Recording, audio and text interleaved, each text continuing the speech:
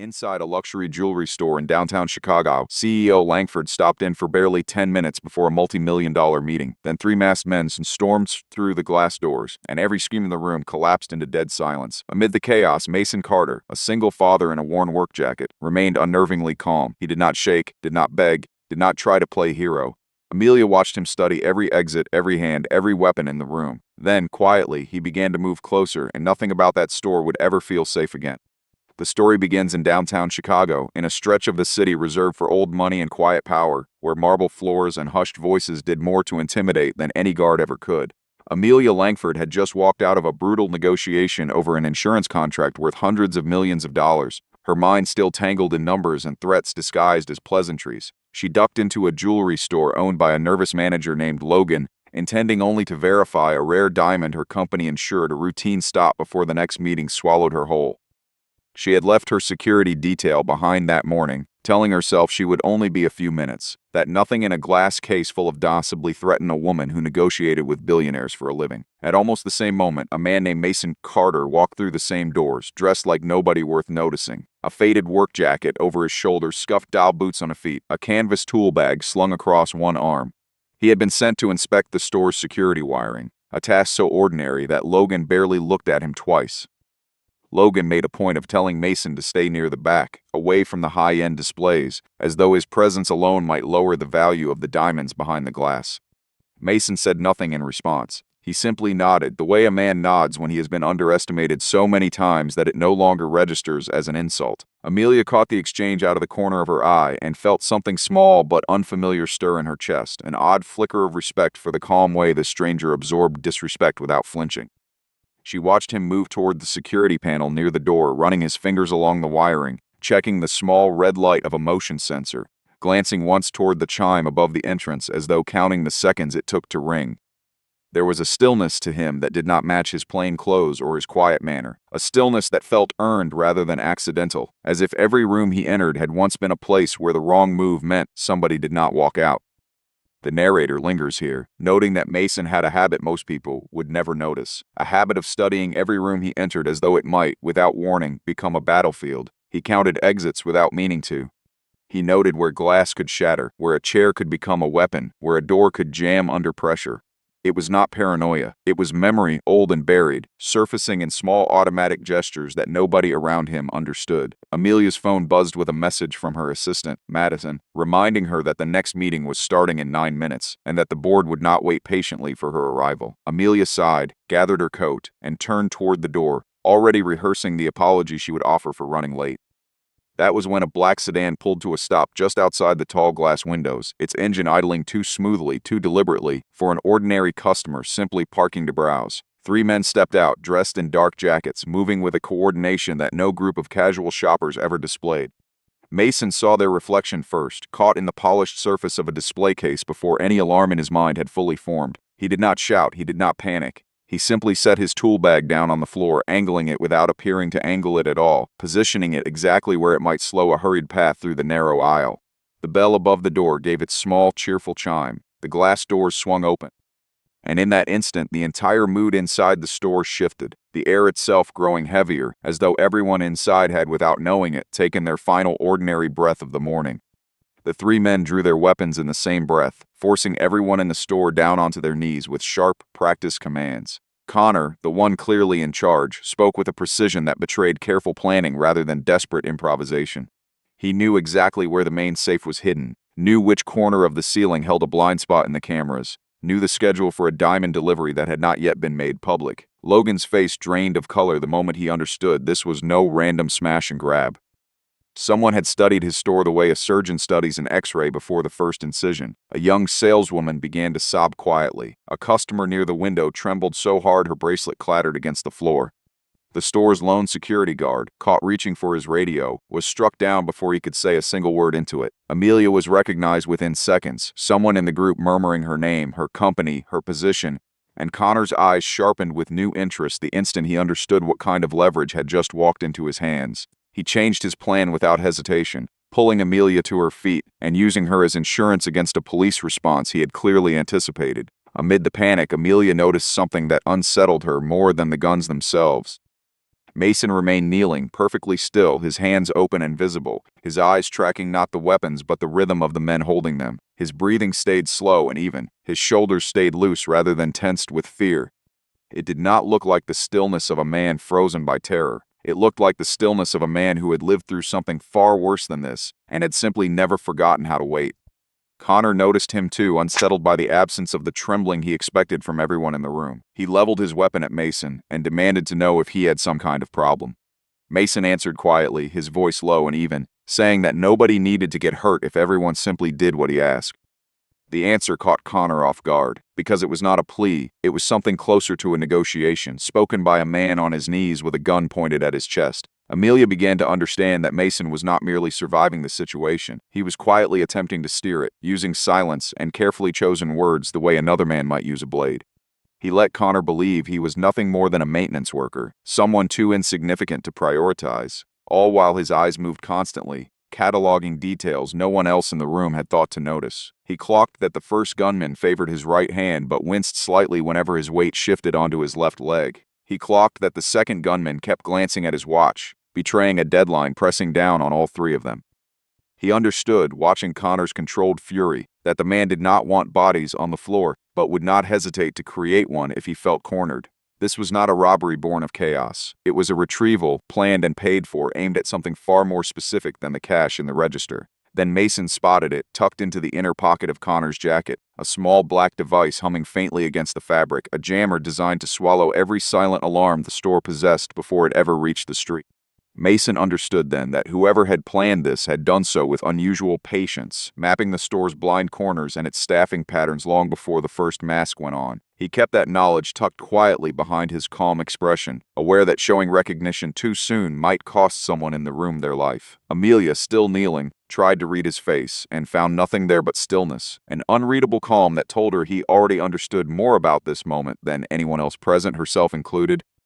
Connor forced Logan toward the safe, but Logan's hand shook so badly he typed the wrong code twice, each failed attempt tightening the tension in the room like a wire pulled too far. The second gunman lost his patience and struck Logan across the face, sending him sprawling against the counter. Amelia tried to stay calm, offering to open the safe herself since she understood the insurance protocols better than anyone, but Connor only laughed coldly and told her she would be far more useful staying quiet. Mason understood exactly what Amelia was doing. She was stalling, buying time, though she had no way of knowing yet that the men holding them might have help from someone already inside the building. He began speaking to Connor with careful precision, never challenging him outright, never threatening him, only offering choices that let Connor believe he remained fully in control of the room. Mason mentioned, almost offhand, that the safe had a delay lock built into its mechanism, and that forcing it too hard would seal it shut for a full half hour. Connor doubted him at first, but Logan, terrified, confirmed it was true.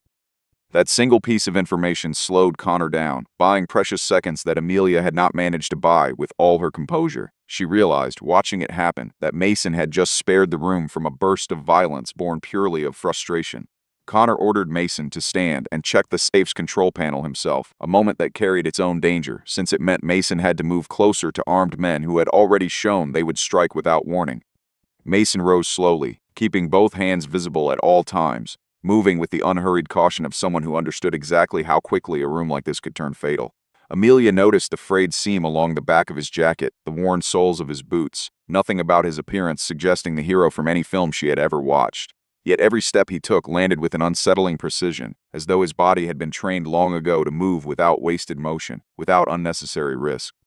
He positioned himself where he could see Connor, the rear door, and the angle of a mirrored ceiling panel all at once, absorbing more of the room in a glance than Schwartzbaum managed in an hour. He noticed one gunman standing too close to a fire extinguisher mounted on the wall. He noticed the store's independent sprinkler system, still untouched, still capable of doing exactly what fire systems were built to do. He did not act yet because too many innocent people remained inside the likely path of gunfire, and he needed to move the hostages before he moved against anyone else. Mason caught Amelia's eyes and held them for a fraction of a second. Silent message passed without a single word. Get low the moment you get the chant. Amelia did not fully understand what he meant, but something in his stillness told her he was waiting for an exact, precise moment, one she could not yet see coming. Connor demanded Mason open the control panel fully, and as Mason studied the tangle of wiring inside, he noticed something that made his jaw tighten almost imperceptibly. Someone had tampered with the system before the robbery ever began. He glanced toward Logan, who quickly looked away, refusing to meet his gaze. In that instant, a quiet and dangerous truth began to surface, one suggesting the store's own manager might be tangled up in exactly the crime unfolding around them. Amelia watched this unspoken exchange between the two men and felt her earlier assumptions about the morning crumble away entirely. She had walked into that store believing the greatest risk in her was a delayed meeting, a scheduling inconvenience easily explained to an impatient board. Now she understood she had stumbled into something planned, something with roots reaching back long before the black sedan ever pulled to the curb outside. She studied Mason more closely, searching his plain, tired face for some sign of who he had once been, finding only patience, and beneath that patience something like old grief carefully kept in check. Connor stepped away and made a call to someone outside, his voice low, saying the delay meant the diamond had not been retrieved yet. Amelia caught fragments of the call, disjointed but unmistakable, and a cold understanding settled over her. This was not a random act of street crime. This looked more and more like an elaborate insurance fraud, one that would leave her company on the hook for an enormous payout if the diamond truly disappeared. Logan grew more frantic by the minute, refusing to look Amelia in the eye, avoiding her gaze the way a man avoids the person he has already betrayed. Mason noticed that Logan did not seem afraid of the robbery itself so much as terrified the plan behind it might collapse. Connor ordered everyone to hand over their phones. Mason complied, offering up an old device with a dead battery, quietly keeping a small communication tool hidden deep inside his tool bag, one he dared not use yet, since the jamming device in Connor's pocket was still very much active. Amelia was pulled roughly toward the main counter. Connor leaned close and told her that people like her always believed money could buy safety. But today, all that money had only bought her a longer and more personal taste of fear. Amelia said nothing in response, though something inside her composure began quietly to crack. Mason saw her hand tremble, just slightly, and without drawing attention to himself, he let a small screw slip from his fingers and clatter softly against the floor. The sound was faint, barely noticeable, yet enough to make Amelia glance downward out of instinct. Mason nudged the screw with the toe of his boot, guiding it toward the spot where she was standing. Amelia understood at once what he was doing. He wanted her shifted, even by inches, out of a direct line of fire. Connor noticed Mason moving and swung his weapon toward him immediately, the air in the room tightening like a drawn wire. Mason did not deny anything. He simply said he had dropped a piece of equipment. Connor stepped closer and searched through the tool bag himself, finding only ordinary contents: pliers, a screwdriver, tape, a small electrical meter, nothing that appeared remotely dangerous. What Connor never noticed was the thin sliver of metal Mason had already wedged into the frame of the automatic rear door, preventing it from sealing completely. Outside, Jason and a growing number of police units had received a partial alert from an auxiliary sensor Mason had triggered before Connor caught him tampering with the panel. But because of the active jamming device, the signal reaching them was weak and fragmented. The officers understood only that something had gone wrong inside the store, without any clear sense of how many hostages remained trapped within. Mason understood he had to act before the men holding them shifted from threats into outright violence. Connor's patience finally snapped. He gave Logan exactly 3 minutes to open the safe, warning that if it remained locked after that, he would shoot someone simply to prove he meant every word. His eyes swept the room and settled deliberately on Amelia. Amelia's mind raced through every possibility, the negotiation tactics she had used in boardrooms for years, suddenly feeling useless against a man holding a loaded weapon. She thought of the meeting she was missing, the board members waiting impatiently, the life she had built that suddenly felt fragile and distant. Mason watched her closely, noting the exact moment fear threatened to overtake her composure, and he understood that whatever happened next would depend entirely on what he did in the next handful of seconds. He had learned long ago that the space between a threat and an action was often the only place a person had any real power at all, and he intended to use every second of it.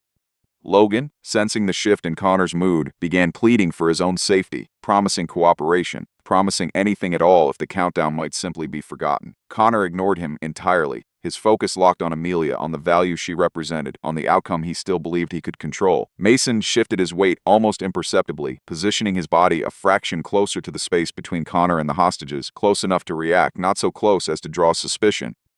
Connor dragged Amelia into the center of the store, and the whole room seemed to stop breathing at once. Mason understood the terrible balance of the moment with brutal clarity. If he moved too soon, one of the other gunmen might panic and fire. If he waited too long, Amelia would already be bleeding on the floor.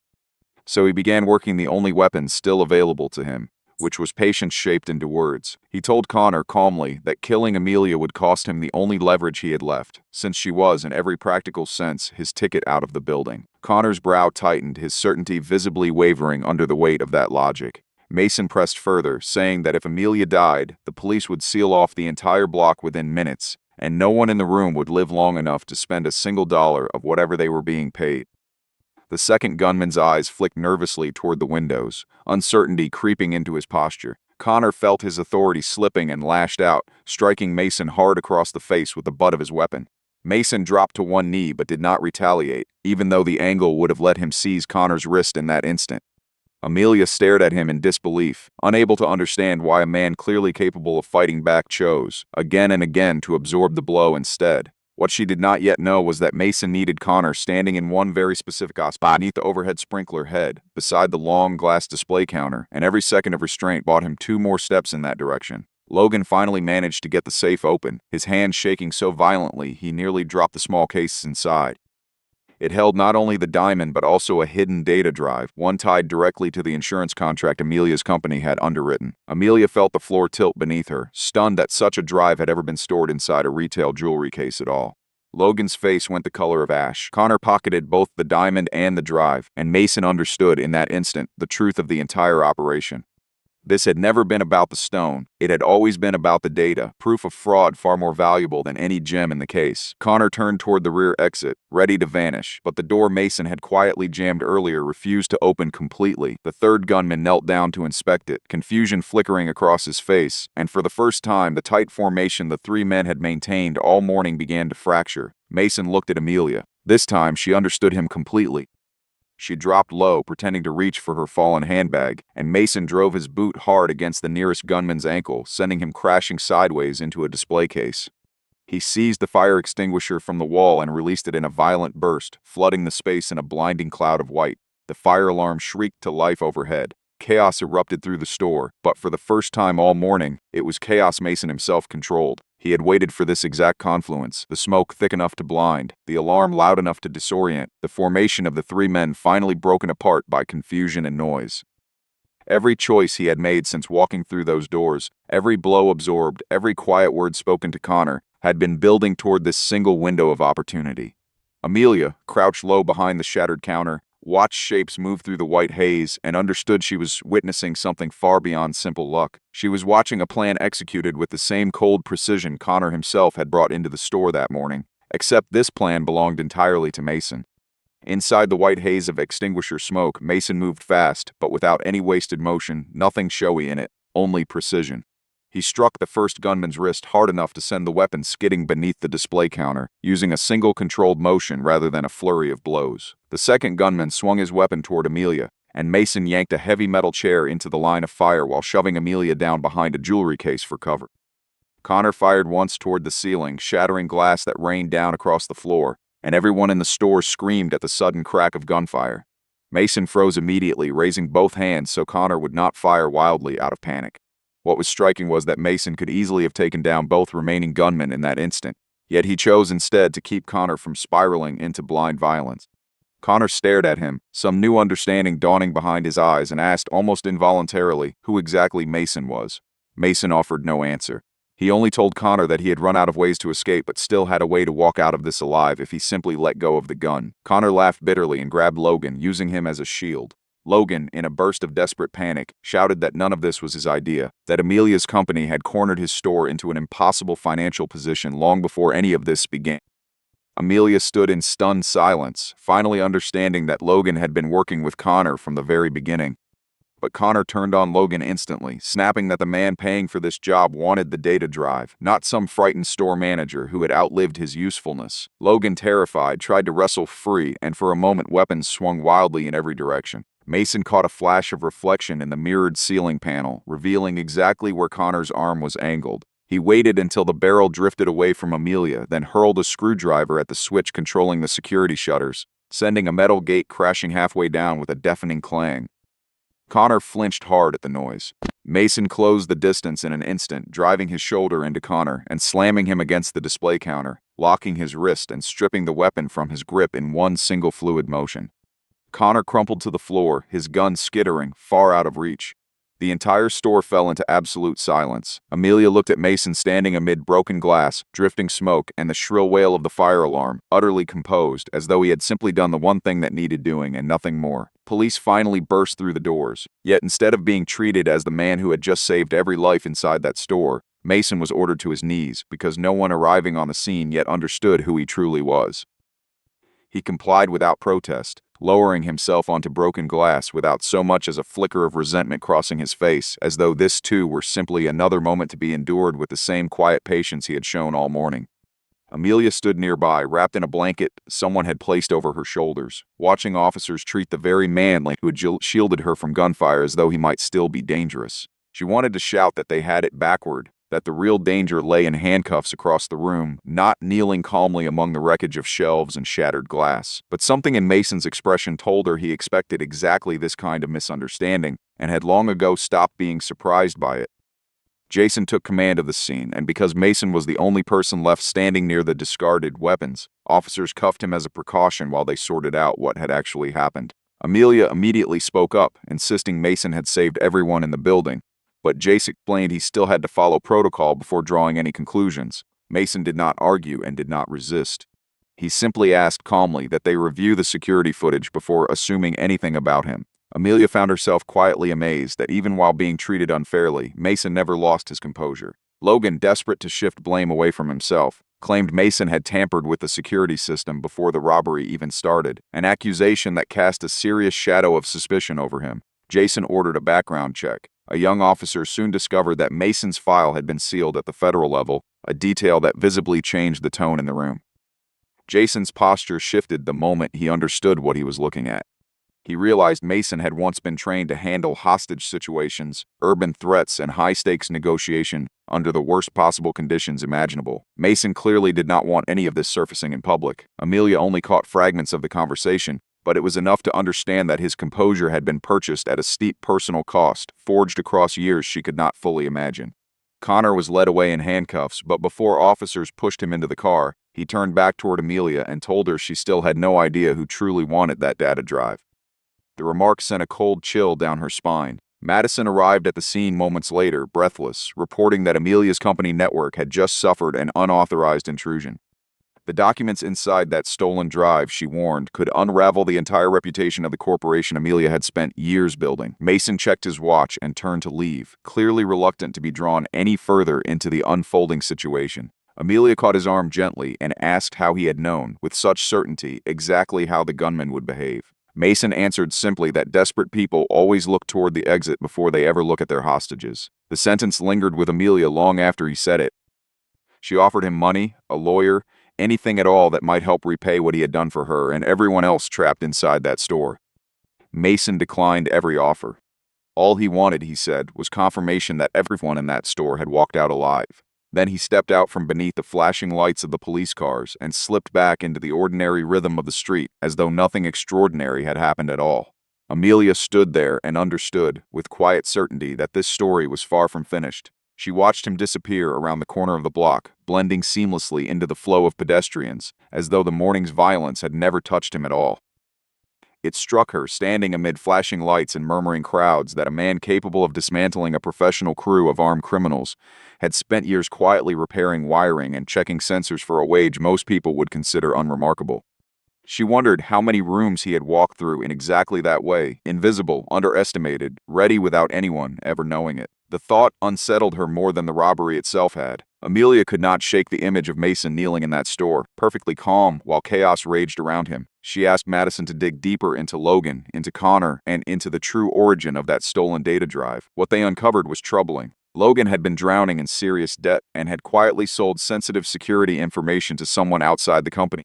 But the person actually directing Connor was not Logan at all. It was a rival within the insurance industry, someone determined to destroy Amelia's credibility right before a major merger closed. If the robbery had gone as planned, Amelia would have been accused of staging the entire event to profit from a fraudulent insurance claim. Amelia also tried to learn more about Mason himself, though she found very little. He had once served in a specialized unit. He left that life behind after a mission that ended in failure he clearly did not discuss. He raised a child alone, keeping his personal world carefully separated from his work. He lived quietly, taking on modest security maintenance jobs specifically because they let him remain unnoticed by the world around him. The narrator notes only briefly that Mason always chose flexible shifts, protecting the steady rhythm of his private life without ever explaining why it mattered so much to him. Amelia eventually found her way to the small workshop where Mason repaired security equipment during quieter hours. He was clearly unhappy that she had looked into his background. Amelia apologized, telling him she had not come seeking a favor, only understanding, wanting to know why he had saved her only to disappear so completely afterward. Mason told her plainly that he had not saved her specifically, he had saved the room. Amelia realized, hearing that his actions had never been driven by recognition or reward. She explained that her company was now caught inside a carefully engineered trap, and that if the true culprit was not exposed, many innocent employees would lose their jobs because of decisions they never made. Mason initially refused to get involved any further, but when Amelia laid out a timeline of the robbery, Mason noticed something deeply unsettling. Connor had known the exact minute Amelia would arrive at that store, which meant someone close to her schedule had leaked that information deliberately. That single detail changed everything. Mason agreed to help, though only under strict conditions. No media attention. No public spotlight turning him into some kind of symbol. No pulling his private life into the middle of her corporate battle. Amelia agreed without hesitation. From that point forward, the uneasy suspicion between them slowly gave way to something steadier, something closer to quiet partnership built on mutual respect rather than obligation. Amelia found herself, in the days that followed, thinking less about the merger and more about the strange calm Mason carried into every conversation, a calm that never once slipped into arrogance or detachment. She began to notice how carefully he listened, how rarely he interrupted, how he weighed each piece of evidence without ever letting emotion cloud his judgment. It reminded her, in a way she did not fully examine, of the discipline required to lead a company through crisis, except Mason wielded it without any of the ego she had grown so used to seeing in boardrooms. Working alongside him felt less like managing a resource and more like standing beside someone who had already survived far worse storms than the one currently threatening her career. Mason and Amelia spent long hours reconstructing the robbery frame by frame, using every scrap of security footage they could gather. Mason noticed a delivery worker who had appeared outside the store 3 full days before the robbery, someone who did not belong in any legitimate schedule. Madison traced the man back to a security firm that happened to be a direct competitor of Amelia's company. Amelia prepared to present the evidence publicly at an upcoming board meeting, eager to finally clear her name. But Mason sensed danger in moving too quickly. If Amelia revealed everything too soon, whoever orchestrated the scheme would simply erase every trace of involvement and let Logan absorb the entire blame alone. Mason suggested something riskier instead, using a decoy version of the data drive to lure the true mastermind directly out into the open.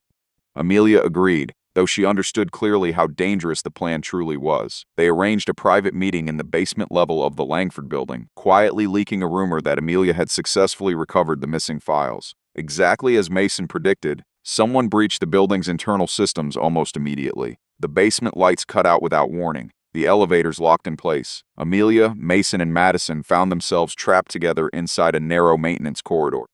A group of armed men entered, and it became instantly clear these were not desperate street criminals, but trained mercenaries sent to erase every trace of evidence. Mason understood there was no longer any option to remain hidden in the background. He guided Amelia and Madison into a secured equipment room, using the ventilation shafts, the circuit breakers, and the magnetic door locks to methodically split the attacking group apart. Amelia watched an entirely different side of Mason emerge in that moment, someone who could turn an entire building into a weapon aimed squarely against those who meant her harm. Mason took a wound to the shoulder while shielding Amelia from a spray of shattered glass. Amelia wanted to call for emergency help immediately, but Mason insisted they had to secure proof of the mastermind's identity first, before the moment slipped away entirely. Madison managed to restore power to the cameras just long enough to capture footage of the man coordinating the attack from outside the building. It turned out to be a member of Amelia's own board, someone quietly working to sell the company out to a rival firm. Mason transmitted the footage to Jason moments before the entire system shut down completely. Police arrived within minutes. The man behind the scheme was arrested on the spot. Yet Mason, utterly spent, sank down into the darkness of the corridor, finally letting slip the exhaustion he had spent the entire ordeal so carefully hiding from everyone around him. Amelia knelt beside him, pressing a folded jacket against the wound in his shoulder, and for the first time since the jewelry store, she saw something other than composure in his face. She saw the toll it took, the years of training that let him move through violence without flinching, and the quiet cost that training had clearly extracted from the rest of his life. Madison called for paramedics, her voice shaking with adrenaline, while sirens rose somewhere above them, growing louder against the muffled silence of the ruined basement. Amelia realized, watching him breathe slowly through the pain, that the calm she had admired from the very first moment was not the absence of fear at all, but the discipline of carrying it without ever letting it show. The truth of the entire scheme finally came to light. Logan admitted he had cooperated out of desperation, buried under debt and terrified of losing his position. Connor revealed the wider network behind the plot, helping police arrest several other people connected to the operation. The board member responsible for orchestrating the betrayal was removed from Amelia's company entirely, and the organization underwent a quiet but thorough cleaning from the inside out. Amelia kept her company intact, but she emerged from the ordeal a fundamentally different kind of leader. She came to understand that true security was never something purchased with money, contracts, or influence alone, but something built by people willing to do the right thing, even when nobody was watching them do it. Amelia held a brief press gathering afterward. She never revealed a single private detail about Mason's life, honoring the promise she had made to him from the very beginning. She simply told the gathered reporters that an ordinary man had saved many lives through an extraordinary and unshakable calm. Mason stood near the back of the room, uninterested in stepping anywhere near the spotlight. Jason approached him quietly and returned an old wristwatch that had fallen from his pocket during the chaos of the robbery. Amelia stepped down from the podium, and in front of employees and reporters alike, she offered Mason a genuine and public apology for initially treating him as though he were invisible, just another anonymous worker moving quietly through her world. Mason did not want or need any praise for what he had done. He told her only that she should use her position and her influence to protect people who otherwise had no voice at all inside her industry. Amelia took the words to heart and established a fund dedicated to supporting frontline workers, security staff, technicians, and everyone else too often overlooked inside the polished towers of wealth and power. Mason was offered a position as a special security consultant, but he did not accept right away, telling her simply that he wanted to keep living his quiet, steady life. Amelia did not push him. She left him a card instead, one attached to no conditions and no expectations. The final scene unfolds on a calm, ordinary morning. Mason returns to the jewelry store, its shattered glass long since replaced with new panes catching the early light. Employees who had once trembled in fear now greet him with genuine respect whenever he walks through the door. Amelia watches him from across the street, no longer viewing him the way a chief executive views an employee, but the way one person recognizes the quiet, unmistakable dignity carried by another. Mason gives a small, simple nod and walks on. Somewhere behind her, the ordinary sounds of the city resume, delivery trucks idling, distant conversation drifting from a nearby cafe, the simple rhythm of a world that had no idea how close it had come to catastrophe that morning. Amelia found herself smiling faintly, not because the danger was over, but because she finally understood what it meant to be protected by someone who wanted nothing in return. The narrator closes gently, observing that everyone that day believed they had witnessed a robbery gone wrong, when in truth they had witnessed something far rarer. A man once buried by hardship finally standing back up, not to become a hero, but to remind the world that quiet composure can be the most powerful form of courage there is.